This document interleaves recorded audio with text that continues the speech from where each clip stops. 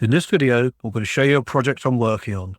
It's a work in progress, but it's also doing something useful, and I wanted to lock in some of that value, as I'll probably tinker with it forever. What I want to do is maximize the return that I'm getting from my solar panels and battery by choosing how much to charge the battery overnight. So this project is called Solar Controller.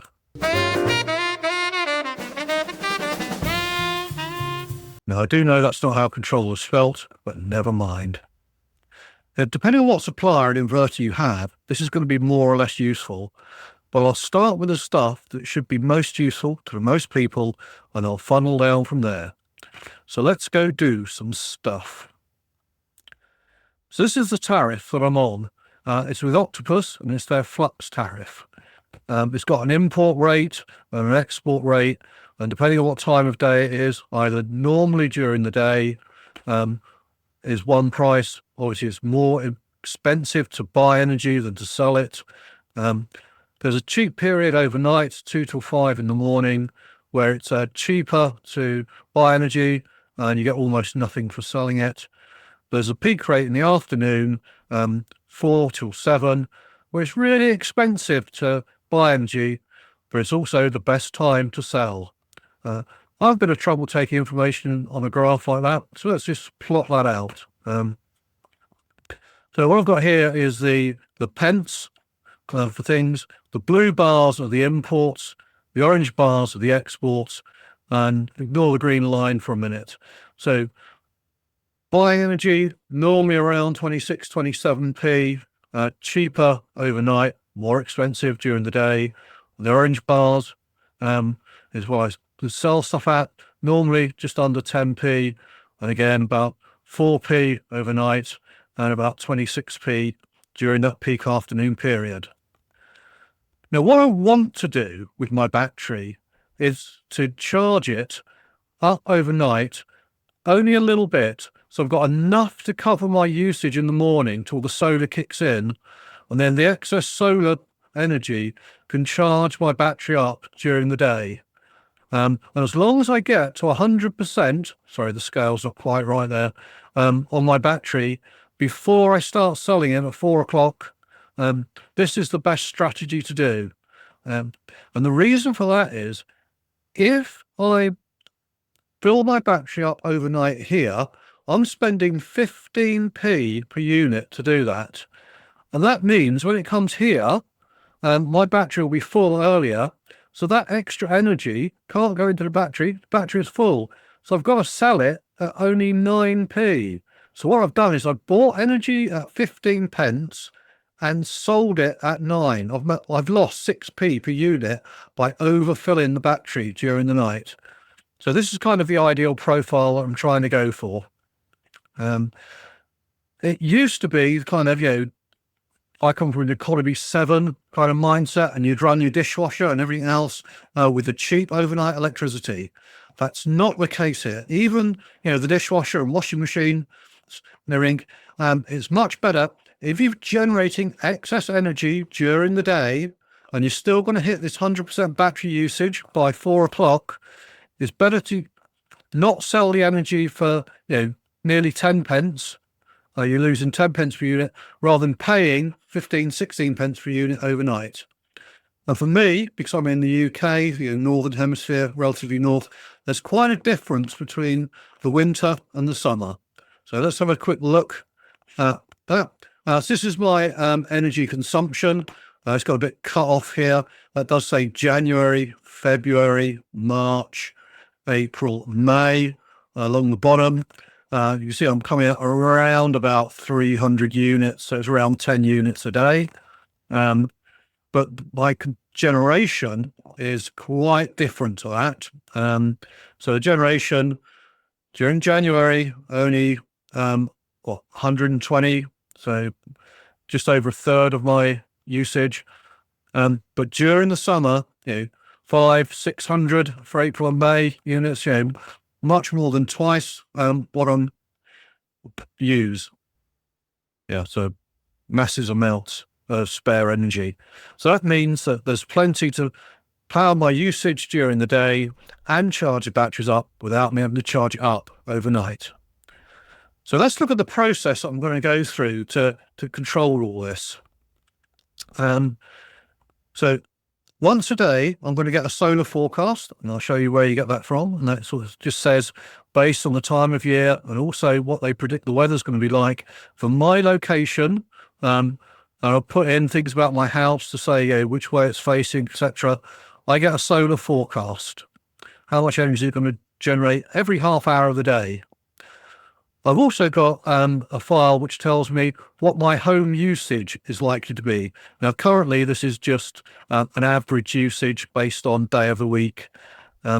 As I go forward in time, I'll probably change that so I can have a little calendar app on it, say, oh, we'll be on holiday this day, or I'm going to use a bit more energy this day. So this can get a bit smarter. But for a moment, the next process in the chain is going to take this solar forecast and home usage, and it's going to generate what charge levels it wants to get to. I was looking at some stuff to do with the afternoon stuff, but I'll look at that again later. At the moment, we're just looking at how much we're going to charge overnight. And as a result, it writes out a config file. And then I have another process, which every 5 minutes looks at that config file and says, am I going to keep charging my battery? Have I got up to levels or not? This config apply is actually going to connect to the GivEnergy API. So it is going to change your inverter. So if you're not happy doing that, that's absolutely fine. Now, all that's doing though is turning the, do I want to charge my battery? Do I want to discharge my battery on and off? The time periods are set in the app. So it's still, it's only going to charge it between 2 and 5 in the morning. So it's not going to be charging it all day, even if this goes wrong. There are also some percentage limits, so it won't discharge it below 4%. And again, that guardrail is set in the app. Also, I think it's part of the firmware of the battery these days. So there's not a lot of damage this can do. It may not charge it optimally. It has been working well for me. So do this at your own risk. There's lots of ways you can kind of run this. You could run this as an image in a Docker environment on your PC, or you could run it in, it is Linux, so it'll be WSL. If you've got a Windows PC, or if you've got a raw Unix machine, you could run it raw on that. I've actually gone on the whole hog and put this into a Raspberry Pi. Part of that was I was looking for an excuse to keep a Raspberry Pi powered all the time. And this, because it should be saving me energy, kind of justifies the use, even though Raspberry Pi is very moderate use, of actually having that machine on all the time. I've had this in operation for a little while now, and it seems to be working quite well. I'll go through the code in a minute, but this was in operation a few days ago, almost fortnight ago now. As you can see, when it came up to 2 o'clock, my battery level was very low. It had been a particularly dull day the day before, and so the afternoon discharge, it completely flattened the battery, or at least during the evening, it completely flattened it. So at 2 o'clock, it kicks in, but I only wanted to charge it to around about 16, 17%. There's a bit of a tolerance on there. So it's gone up to 20%, and then it's turned it off. And so I'm still using it a little bit. There's fridges and freezers. I've got some underfloor heating and various things. So there's a bit of a downward trickle of this, a couple hundred watts or so. And again, before the end of the discharge period, it discharged enough that it got below my threshold. So it's just putting a few extra, maybe another kilowatt or something of power in there to charge it up to 20% before 5 o'clock is ended. So I've ended at about 20% or just less. If I have a look at the next slide, this is the same day. Here's my double charge thing, and it's discharged. It didn't quite get down to 0, so it has put in a little bit too much energy there, but not too much. But during the day, you see the screen level here is picked all the way up to 100%. So by 4 o'clock, which is here when this discharge is happening, we were at 100%. So I didn't need to put any more in during the night. So that's pretty much the charge levels that I want to do. So let's have a look at some of the code that implements that. It's saying this is going to go down a Raspberry Pi. It's all a Python project. So lots of things I can do here. Yeah. So let's start with some of the supporting classes. I've got a GivEnergy API thing here, and I need an API key and an inverter ID to run that. And then there's various operations I've got here, some get and post just to send things out, list of events, data, there's some energy flows. But then there's a setting read and a setting write. There's one that does a setting write validate, which actually reads the setting beforehand. If it's different, it then tries to set it and it checks whether it has set it.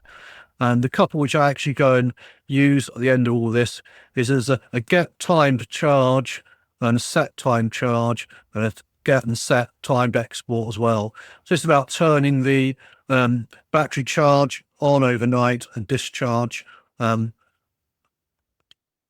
and off during the afternoon.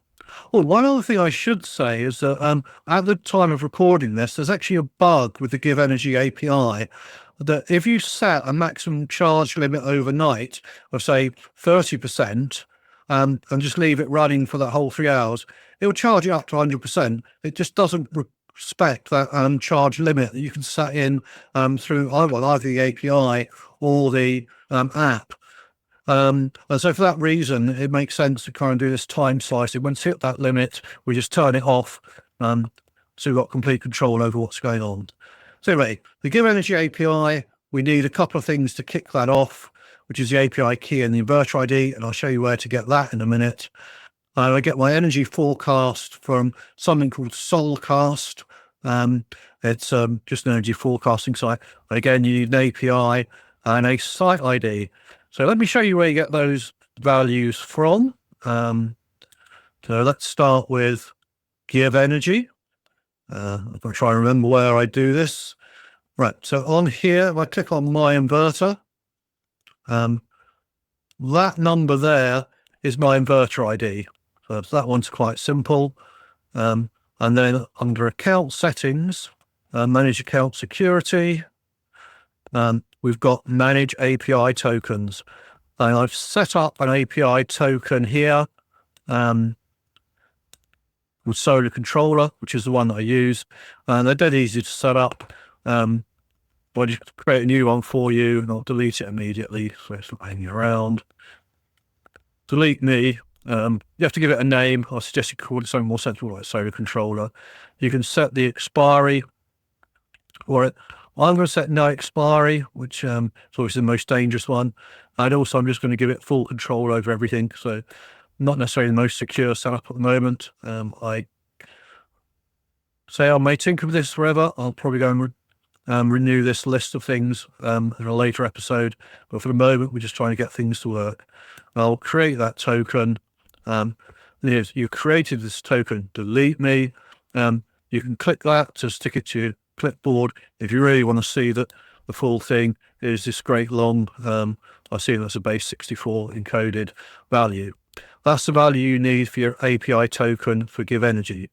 So let me just tidy that up. Let's revoke that token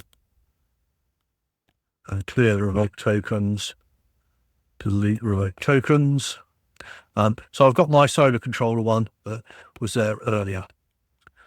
Solar API Toolkit enables you to get a solar forecast. So this is a graphical representation of kind of the JSON that you will get from it, and it will give you what the solar forecast or what the solar forecast was for the previous days, and then it's got for the next 3 days what it guesses it's going to be, and it will give you a high, medium, and low, or kind of I think it's a 90 percentile either way. Was it 90%, 10 percentile, and kind of the expected value for tomorrow and the day after. So it will read in JSON format these values here and use that for my solar forecast. So a couple of things you need from that. One is the API key and one is the PV system ID. So let's work out how we do that. So the API key is under your name here. API, obviously you've got to log in and register. You have to create a site as well, and I'll briefly show you about doing that. Your API key, and that's it there. I'm not going to show what it is, but you can either copy the value or show the key and copy the value. And the other thing you need is your site ID, which is here. When you create a site, Yeah. Okay. I'm not going to show you that on the real thing. There's probably a bit too much personally identifiable information, as they say in the trade. So when you set up a site here, you need to give it a site name. It may just be home. This was abbreviation of my address, which I blanked out. You need to give in a location, so longitude and latitude. And I guess it'd be fairly easy if you find that for your particular location. A map will come up here showing you where it is. You need a capacity in kilowatts of your solar panels.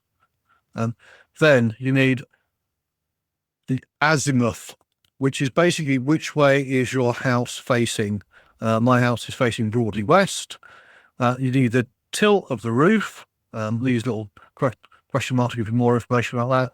Obviously, yeah, if you've got a flat roof and it's on there, and the panels were flat on the roof, it would give you one value. If they were kind of at 90 degrees for whatever reason, it'd be another value, but mine's somewhere in between. And then an energy efficiency factor. The installation date is used. I think they appreciate the efficiency of the panels over time based on the installation.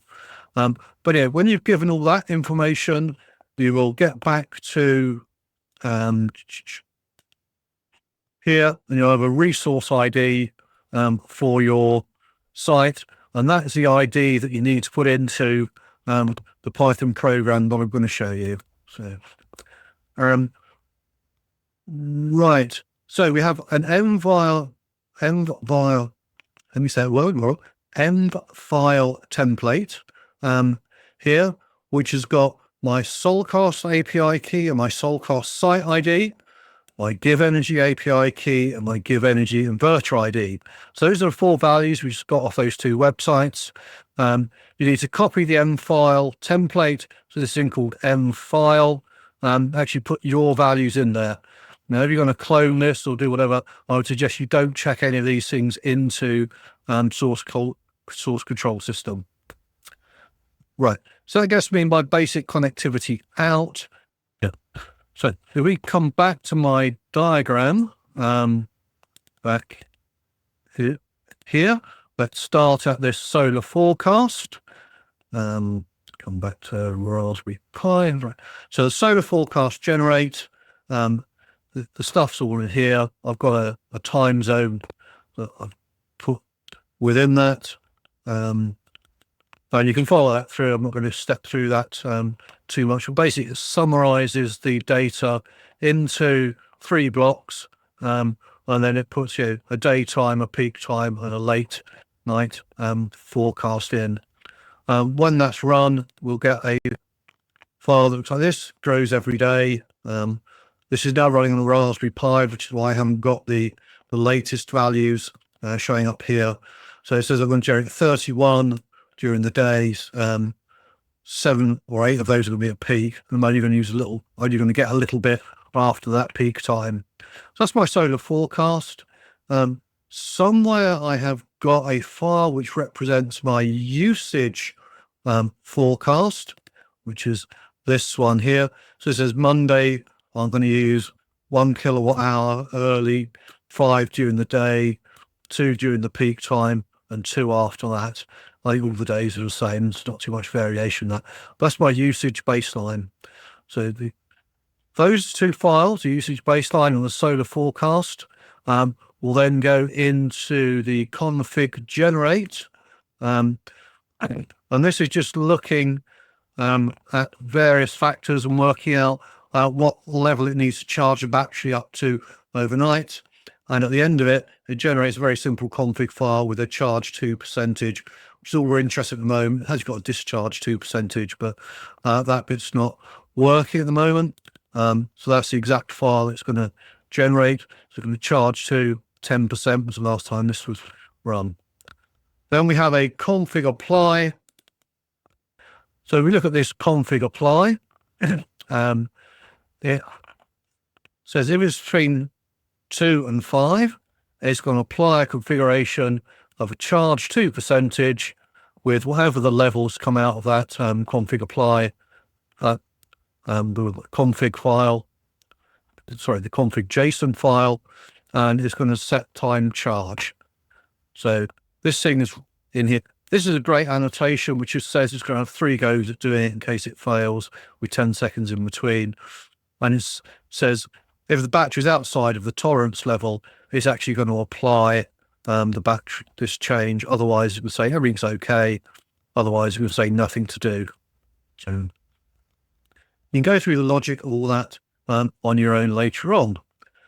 Right, the other thing that we do is we set this up in a Raspberry Pi image, and I'll show you some instructions for doing that in a minute. And the whole thing runs with a cron tab file.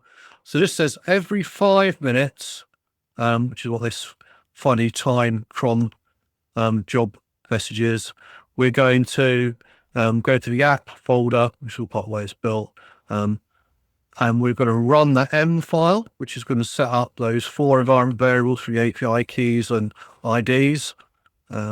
Then we have to run activate because it runs in a virtual environment thing for Python. And it's got to run the Python for the config apply. So every 5 minutes, it's going to run this config apply and stuff the output of that into an apply log, which is over here. Let's switch back over to that. So I've got my 5-minute timestamps saying whether it's turning things on or off. So here, for 10 minutes, it actually put a bit more charge into my battery. And it's done nothing outside of that.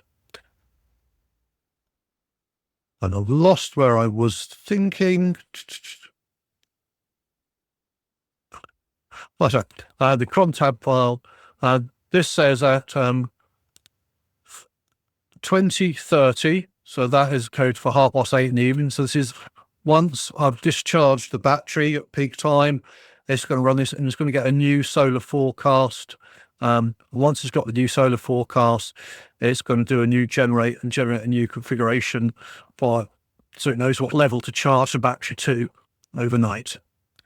So that's kind of the basic thing that everything's running from. There's a couple of other bits. There's a Docker file here, and it's running Python 3.11 Bookworm, which is one of the latest Debian releases as of time of recording. And that gives me a Docker image, which is as close to the Raspberry Pi as I could comfortably get. There's a Docker compose here. So this will just start the whole thing up with the cron service running. All instructions for that are found in the README file, which is here. A whole bunch of stuff in there. This should be telling you what all the files are all about and examples of files. And so it's quite a lot of documentation there. And then there's the Raspberry Pi setup. And this will walk you through all the way about creating your operating system, the options to set. So you need password authentication. You set up a host name and a user, your wireless LAN sort of thing comes in. You log in. When you start up, you have to git clone the repo that's here, make a directory, change the owner of that directory and copy that repo into it, change directory to that app, create a new virtual environment, activate it, then install the requirements, and then you're good to go. So you need to copy your M file in there. And what else is going into that? Oh yeah, there's a couple of JSON files in the top just to bootstrap things up. And away you go. That last bit there is about installing the cron tab file. So that's kind of given a walkthrough of everything that's in that directory. I hope that's of interest to some people. Let me know in the comments below. All the like and subscribe stuff is all really good. So there will be other installments where I try and improve the testing of this. It's a bit flaky. There's some stuff in it that's not used.